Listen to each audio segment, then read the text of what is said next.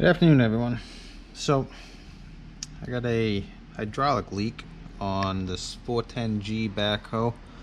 It is on spool valve right there that controls the extendahoe on the backhoe.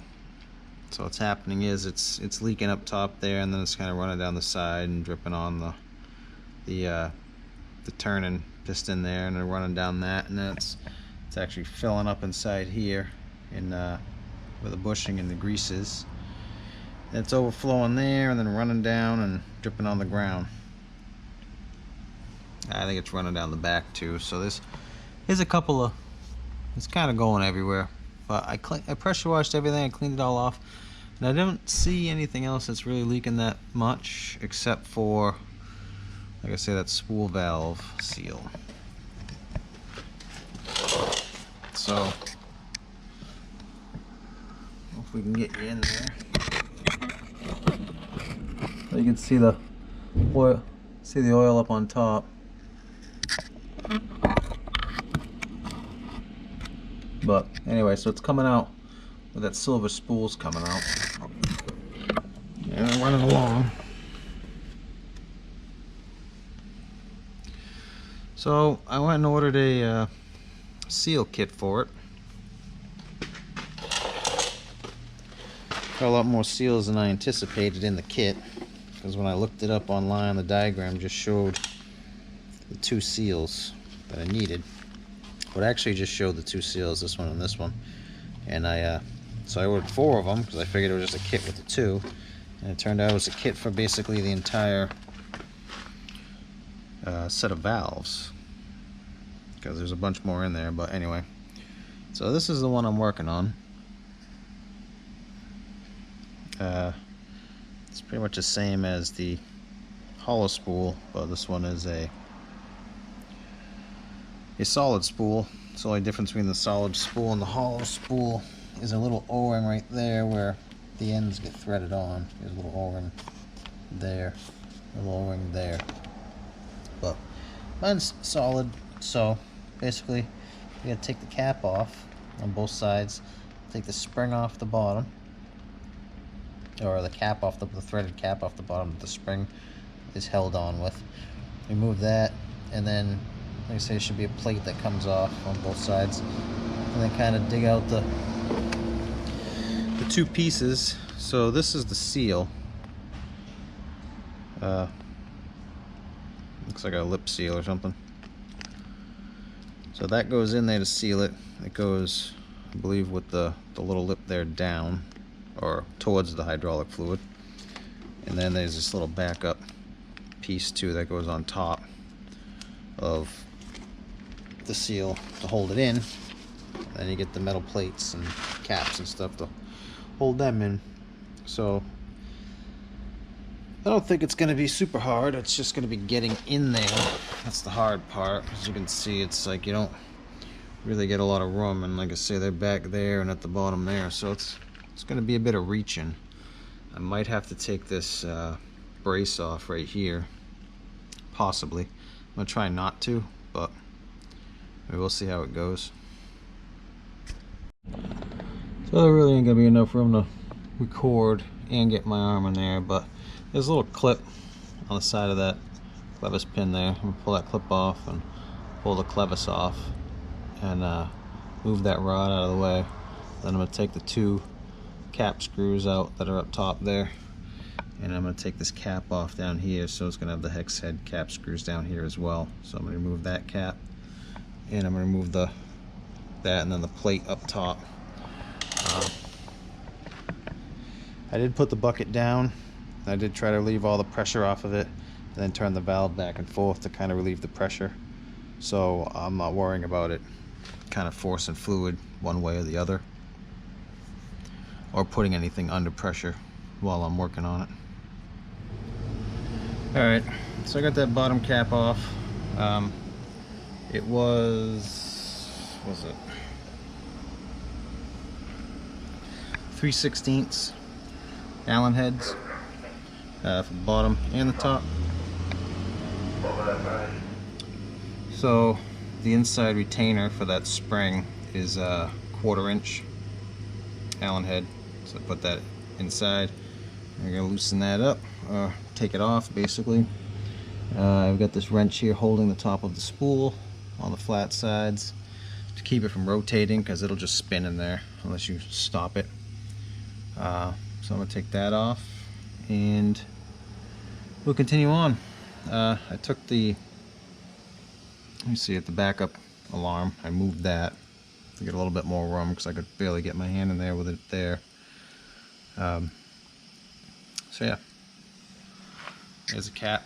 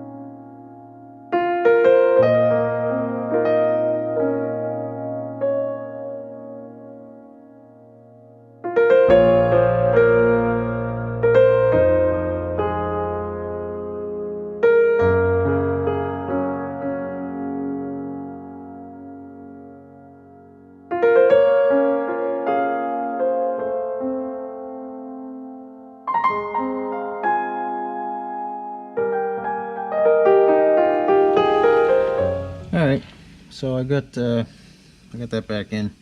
I accidentally, after I got that spring on the bottom, I accidentally pushed the spool down, and the seal popped out because it kind of sticks to it, and it just came out. So I had to take the spring back off and put the seal back in there. So I just use a pair of needle nose pliers eventually to grab the top of the spool there to keep it from spinning. I had a pair of channel locks on there, but they fell off, so I clamped these on there, and it held pretty good. So all the Allen head cap screws are tight. I just got to put a little clevis pin in up there, and the little cotter pin thing back in. Trying to find it. Put that in, and then I can't find it.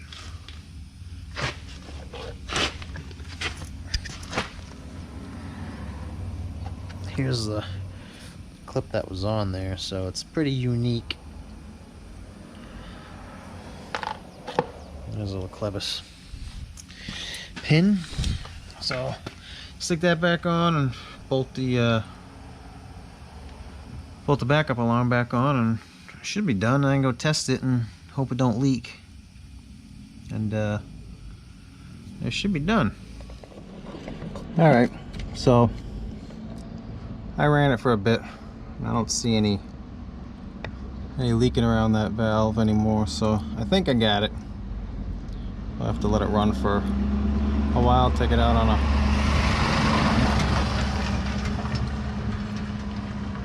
so I'll have to let it run, take it out, and put it through its paces, see if it starts leaking.